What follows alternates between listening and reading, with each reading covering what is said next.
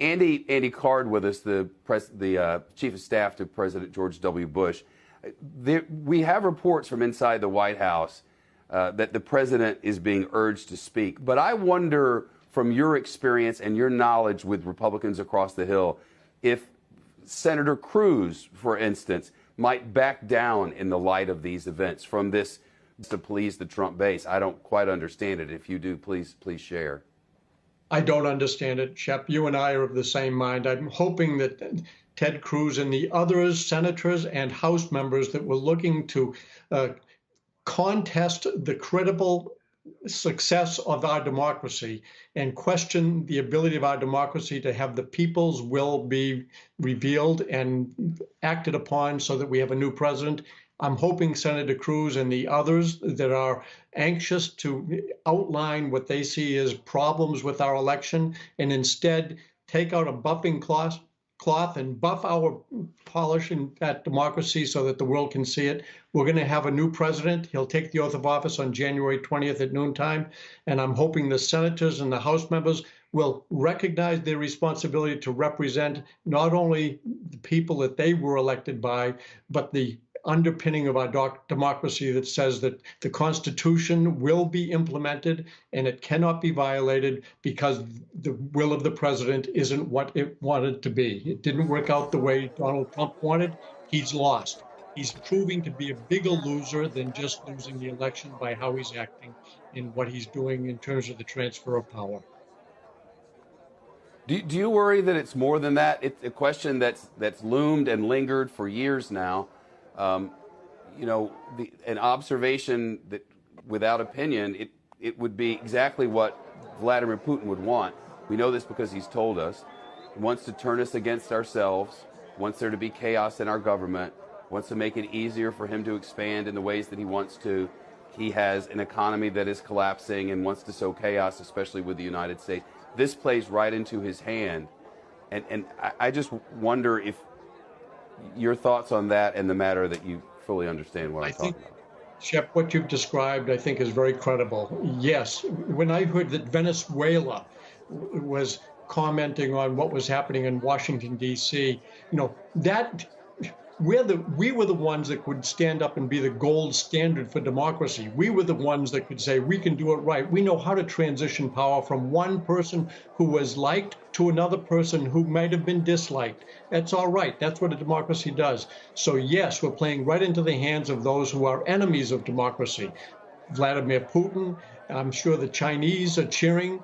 They're saying our way is a better way. No. Our way in this country is a better way, and we want our leaders to reflect that. And that's why I care so much about democracy. The people have spoken, the states exercise their significant responsibilities where the Electoral College has its base, and that every elector was certified by those states after the voters cast their ballots, reviewed by the secretaries of state, and people met in those state capitals, picked their electors and sent the votes to Washington, D.C. to be counted.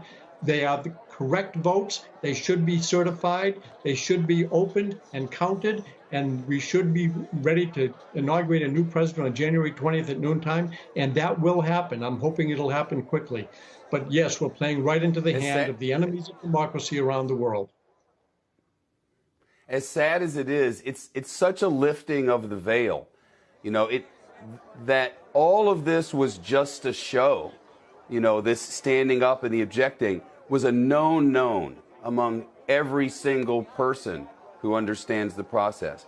They're not doing anything but playing to a base or playing for their own political goals. They're certainly doing nothing to advance democracy or the cause of a peaceful transition. And now that's all laid bare. That was a farcical undertaking, was without question absolutely factual. It is farcical. No one with any knowledge of the process or the system thought that that was anything but ridiculous and politics only. Now it's laid bare. If they go ahead and do it tonight, after the Capitol was occupied by the people who came out for the Trump rally, are we in a different place then, in your opinion? Well, the belt of truth is not worn by enough people right now. The belt of truth says this election was not an illegitimate election. This election, maybe there were some areas that were not perfect, but every election has not been perfect. But this election was not filled with enough fraud to say that the people's voice can't not be heard and that the will be done for the people under our Constitution. We've got to do it the right way. But yes, no, please, everyone in America should now be sad today and be resolved to make sure it will never be repeated. Andy Card, Chief of Staff to George W. Bush, your thoughts on the statement that the former president made today? The statement about the abuse up on Capitol Hill, or the statement when he was speaking to people and saying, go out and fight, march to Capitol Hill? No, I'm talking about George W. Bush's statement today that he released that I read just a short time. George W. Bush is a remarkable man. He is very well grounded in ethics and morality. He celebrates the institutions of our democracy. And yes, I'm sure that he is very sad today to see what is happening as people are storming the Capitol and denying the process of our electoral final decision to be made. And I was pleased that he put out a statement, because he really has tried not to comment on everything that's been happening in politics or in the nature of the election. But he does understand the importance of respecting our Constitution and the institutions that are part of our government. And obviously, the Capitol is the greatest symbol of the institution of the People's House. That's where our representatives are. I want our representatives to know that the American people are celebrating their democracy. We're not trying to tear it down. Please do not succumb to the mob rule that is being invited on you right now. Shepard Smith here. Thanks for watching CNBC on YouTube.